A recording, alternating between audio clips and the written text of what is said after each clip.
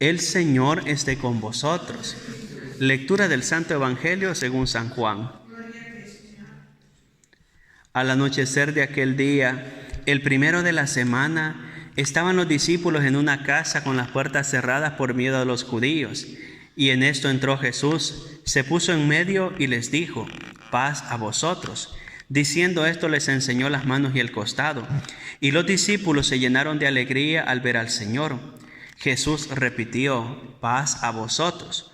Como el Padre me ha enviado, así también os envío yo.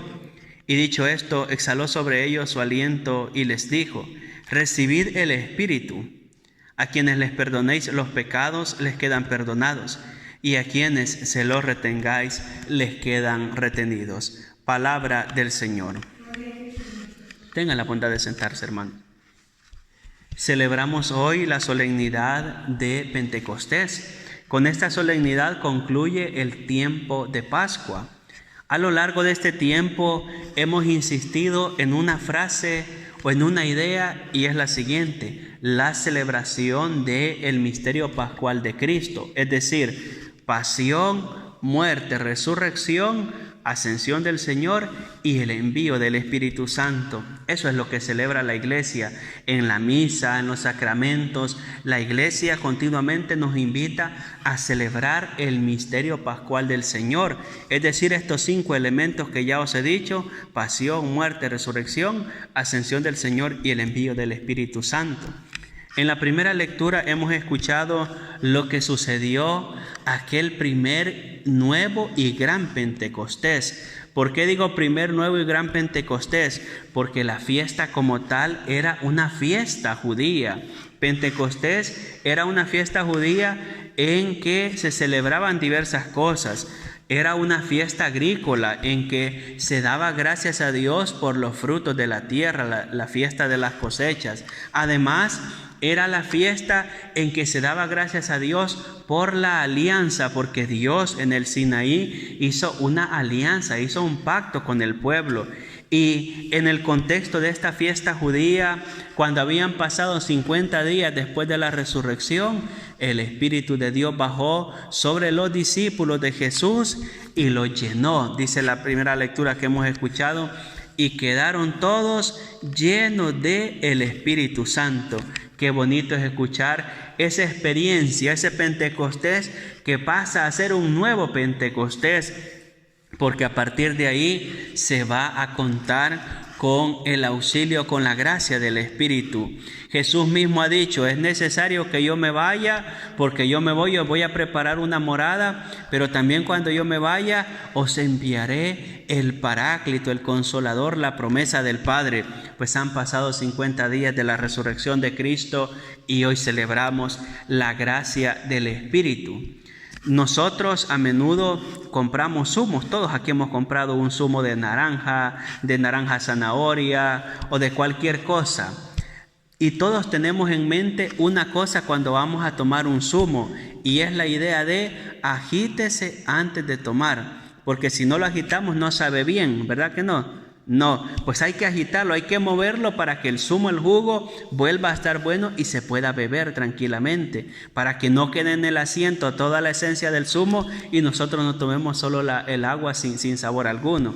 Pues eso mismo es lo que hace la Iglesia, eso mismo es lo que pide la Iglesia hoy al Espíritu, que baje y que nos agite, que baje y que nos mueva. ¿Por qué? Porque en el bautismo y en la confirmación recibimos al Espíritu Santo, pero conforme van pasando los años, a veces dejamos de rezar, dejamos de leer la palabra, dejamos de frecuentar los sacramentos.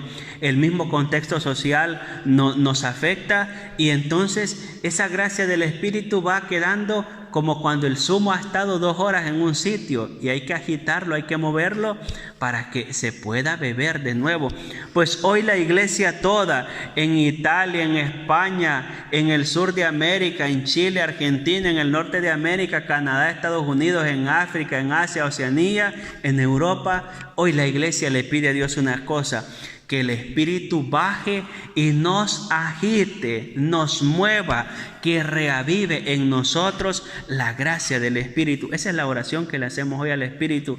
Ven, Espíritu Santo, reaviva en nosotros esa gracia. ¿Y cómo es esa gracia? Es la pregunta que nos podemos hacer. San Pablo nos responde en la segunda lectura diciendo que hay un solo Espíritu y hay 50 carismas, pero 50 no del número el 5 y el 0, sino 50 que no tienen cuenta, es infinidad de carismas. Pongamos algunos ejemplos. En la Guardia del Santísimo, cursillos de cristiandad, existe la acción católica, los juniors donde van los chicos, la misma catequesis infantil, los franciscanos, todas las congregaciones religiosas, son un carisma del Espíritu. Por ejemplo, que alguien pase y proclame la palabra, eso también es un carisma del Espíritu, que hay gente que sabe cantar precioso, ese es un carisma del Espíritu. Pues ese Espíritu Santo se manifiesta de muchas maneras en la iglesia, con organizaciones, con iniciativas, con proyectos, con propuestas. El Espíritu se continúa manifestando. Aunque hay que decirlo, hay momentos donde se ve toda su acción. En la misa, por ejemplo, el pan y el vino son solo pan y vino, pero cuando se invoca al Espíritu y baja el Espíritu con toda su fuerza, ese pan y ese vino se convierten en el cuerpo y la sangre de Cristo. En el bautismo, ¿qué pasa en el bautismo? El Espíritu baja con toda su fuerza cuando se le dice al que se bautiza: yo te bautizo en el nombre del Padre y del Hijo y del Espíritu Santo, y se convierte en hijo, hija de Dios. En la confirmación, cuando nos dijo el obispo a nosotros: recibe por esta señal el don del Espíritu, bajó el Espíritu con toda su fuerza y nos llenó de él. En el sacramento del matrimonio entran dos y la gracia del Espíritu hace que sean una misma cosa. En la sagrada ordenación, el obispo ora y le dice al Señor: Señor, que baje tu Espíritu, y el obispo y el Espíritu baja para transformar y convierte a aquellos que se ordenan en ministros de Dios. ¿Lo veis? El Espíritu Santo, que tiene muchos carismas, se manifiesta de muchas maneras, también tiene momentos concretos en que muestra toda su fuerza, toda su gracia. Pues hoy pidamos eso que dice San Pablo, pidámosle al Espíritu los carismas, la gracia del Espíritu. Y luego en el Evangelio de Juan hemos escuchado lo que pasó el día de la resurrección. Este Evangelio es muy significativo. ¿Por qué? Porque San Juan, cuando escribe su Evangelio, él está pensando en la idea de la nueva creación. La primera creación fue en el Génesis, la nueva creación se da en Cristo. Esa es la idea que tiene en su mente San Juan cuando escribe el Evangelio que lleva su nombre.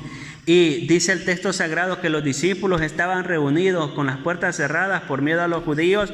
Se presenta Jesús en medio de ellos, les desea la paz, les muestra las manos y el costado. Ellos se sorprenden, se llenan de alegría, se asustan, y entonces Jesús va a decir una fórmula muy bonita y que va a cambiar, va a hacer al hombre nuevo: recibir el Espíritu Santo. Como el Padre me ha enviado, así os envío yo, y va a soplar sobre ellos.